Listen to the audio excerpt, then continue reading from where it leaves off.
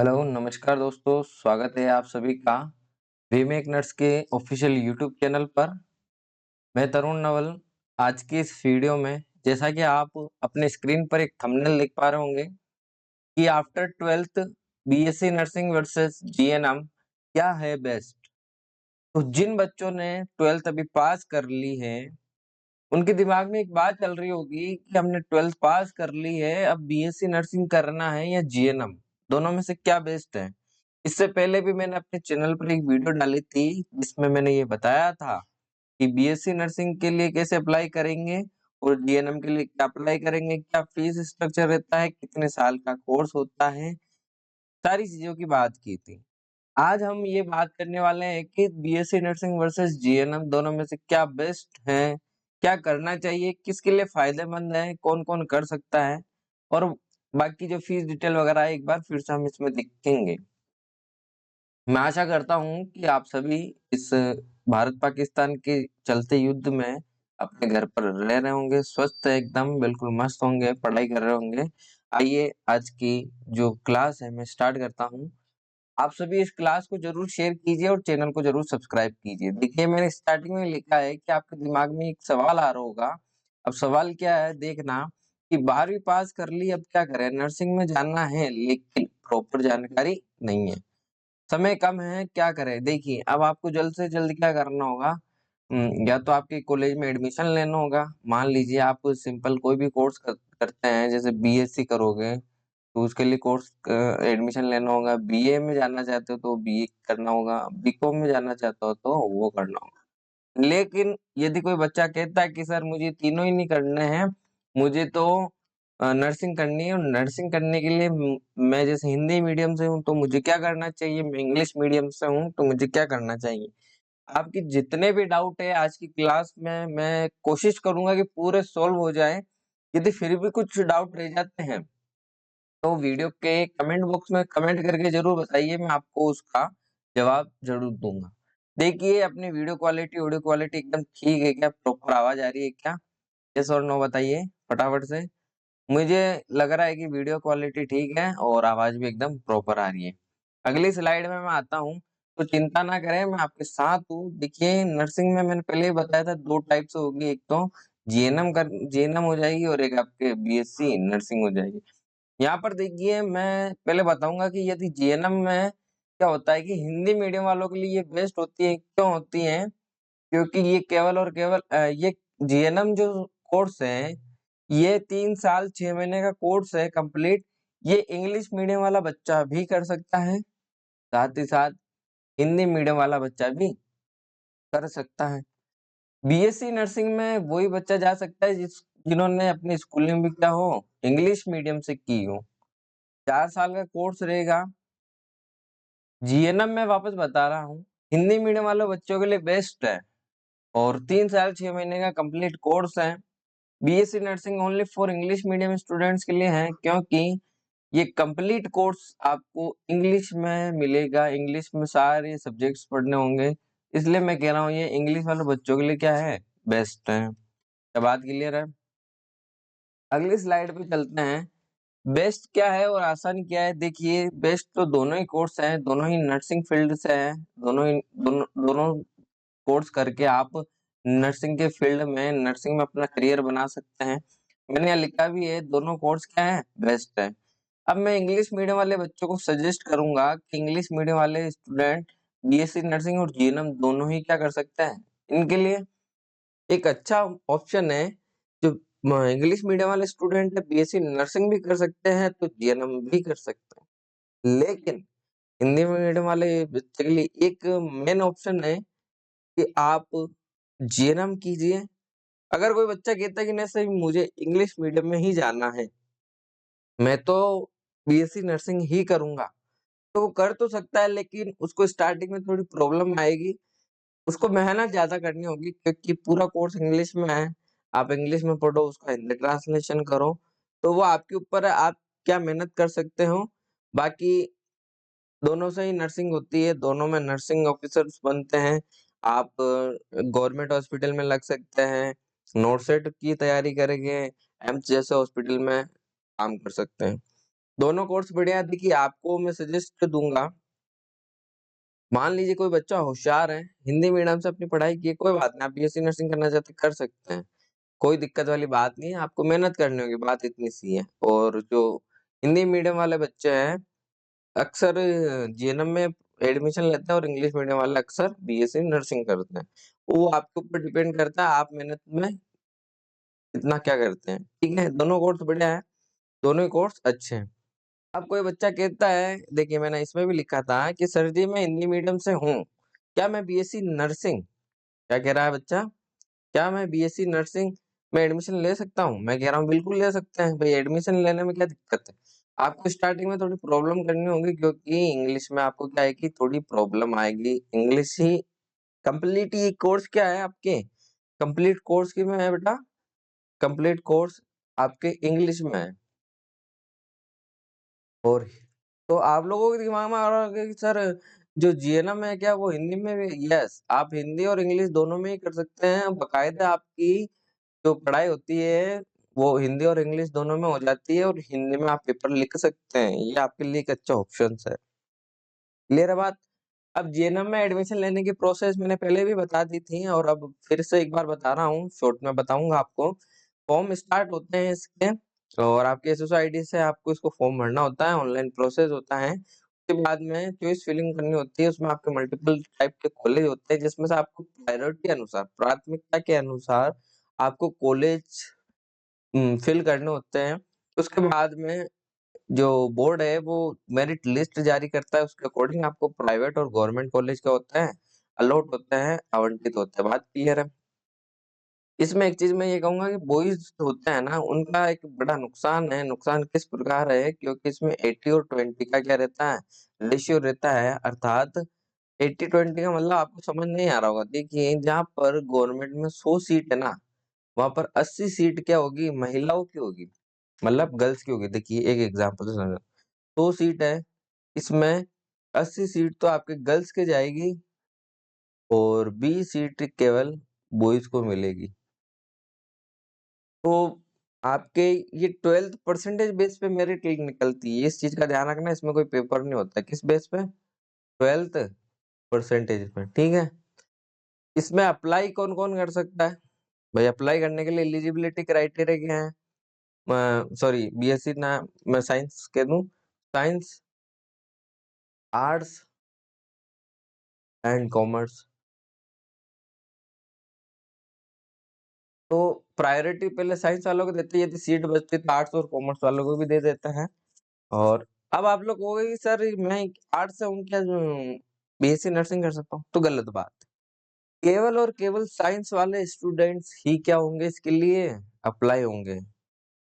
केवल और केवल साइंस वाले विद्यार्थी ही क्या कर पाएंगे, साइंस स्ट्रीम वाले बच्चे ही इसके लिए क्या होंगे, बीएससी नर्सिंग के लिए एलिजिबल होंगे। इस चीज का जरूर ध्यान रखना। हाँ, यदि आपने हिंदी मीडियम साइंस से की है और आप जीएनएम में एडमिशन लेना चाहते हो तो जीएनएम भी कर सकते हो और बीएससी नर्सिंग कर सकते हो, ये ऑप्शन है। यदि आप आर्ट्स कॉमर्स से हो और आपको नर्सिंग के फील्ड में जाना है तो आप जीएनएम कर सकते हो। अब एक चीज का ध्यान रखना, गवर्नमेंट इस बार साइंस वालों बच्चों के लिए ही जीएनएम का ऑप्शन रखेगी, फिर आर्ट्स और कॉमर्स को हटा देगी थी। तो ये सरकारी गाइडलाइंस है तो इनको हमें फॉलो करना होता है। फीस की यदि मैं बात करूँ आपके, तो प्राइवेट कॉलेज में 60 से 70,000 रुपए पर ईयर लग जाता है और गवर्नमेंट गवर्नमेंट कॉलेज में 4,000-5,000 रुपए का सालाना खर्चा होता है। उसके बाद में यदि आपको हॉस्टल मिल जाता है तो हॉस्टल में कोई रेंट वगैरह नहीं लगता। और रहने का अगर मान लीजिए आपकी कॉलेज में हॉस्टल अटैच नहीं है या निर्माण हो रहा है, कुछ ऐसी परिस्थितियां आती हैं, तो उस समय के दौरान आपको क्या होता है, अलग से खुद को रहना होता है। अब बीएससी नर्सिंग में एडमिशन लेने की प्रोसेस क्या है, इसमें आरयूएचएस यानी राजस्थान, क्या है, Rajasthan university of health science एक एंट्रेंस एग्जाम कंडक्ट कराती है, जिसमें आपके मार्क्स के अकॉर्डिंग आपको क्या होता है, कॉलेज अलॉट होता है। इसमें भी दो टाइप्स के कॉलेज होते हैं, प्राइवेट एंड गवर्नमेंट। ठीक है, ध्यान रखना।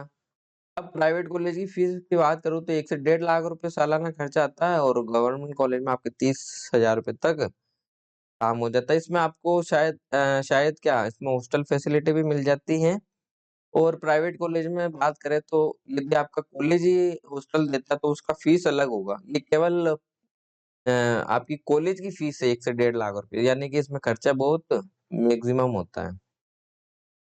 तो आप कोशिश करें कि आरयूएचएस में एंट्रेंस एग्जाम हो, उसमें अच्छे मार्क्स लाएँ। अब आरयूएचएस में जो सिलेबस आता है पढ़ाई का, वो आप 11th और 12th इन दोनों में क्या पढ़े हो, उसी में से आपके क्या होते हैं क्वेश्चंस आते हैं। बात क्लियर है? अब देखना, मान लीजिए कोई बच्चा कहता है कि सर मेरी थोड़ी फैमिली की फाइनेंशियल स्टेटस जो थोड़ा वीक है, कमजोर है, मेरे परिवार मुझे सक्षम नहीं है नर्सिंग कराने में, तो मुझे क्या करना चाहिए? तो उस में क्या है, बच्चा बीएससी नर्सिंग भी कर सकता है और जीएनएम भी कर सकता है। अब आप कहोगे कि सर ये दोनों चीज़ आप कैसे कह सकते हो? इसमें तो खर्चा बहुत ज़्यादा आता है।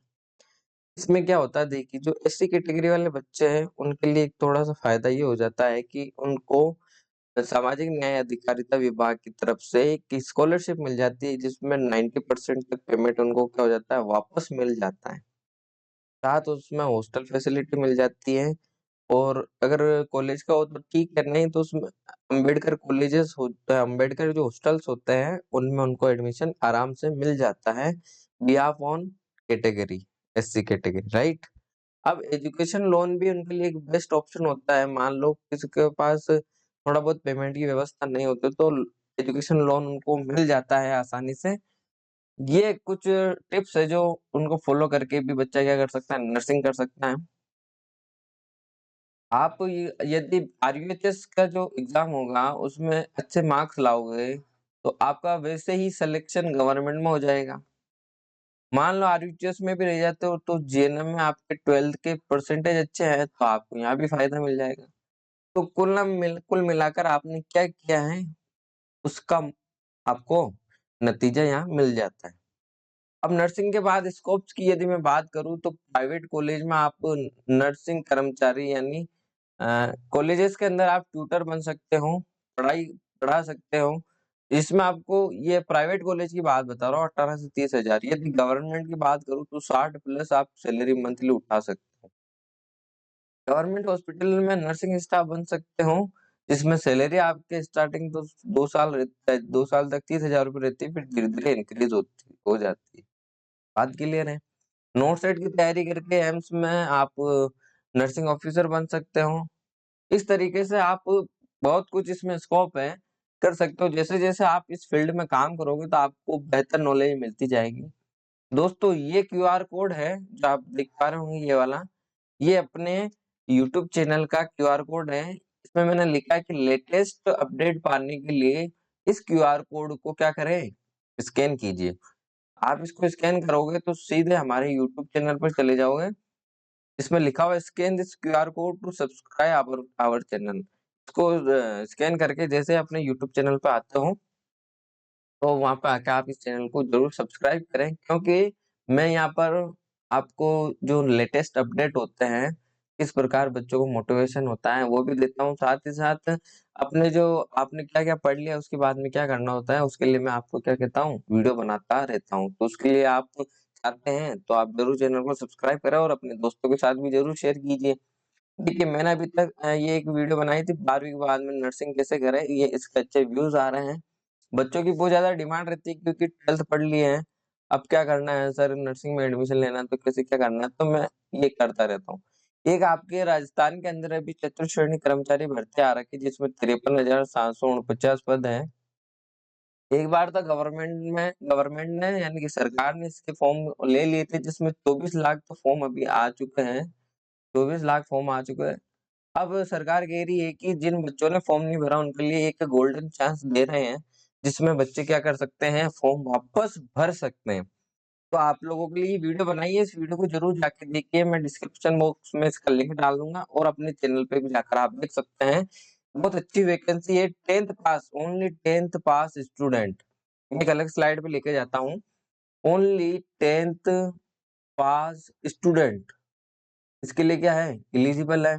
आपको करना कुछ नहीं है इसमें। यदि आपने इसकी फीस की चलो मैं पहले बात कर लेता हूँ, तो 400 रुपए लगेगी किस कैटेगरी के लिए, वो भी आपके SC ST इनके लिए। 600 रुपए किसके लिए लगेगी, जो जनरल OBC MBC वाली कैटेगरी है, तो ये उनके लिए है, ठीक है। अब एक चीज बताता हूँ, ये आपको वन टाइम रजिस्ट्रेशन में देना होगा। यहाँ पे क्या होता है, बच्चों को नॉलेज नहीं रहती है, तो मैं आपको बता देता हूँ। इसमें क्या होता है, हमारा राजस्थान सरकार ने इस प्रणाली को स्टार्ट किया है। इसमें क्या होता है, आपको एक बार के लिए OTR कराना होता है। OTR क्या होता है, OTR में आपको फीस पेमेंट करनी होती है, साथ ही साथ आपकी लाइव फोटो लगती है, और साथ में एक फिजिकली फॉर्म आपको भरना होता है। क्या होता है, फिजिकली फॉर्म भरना होता है।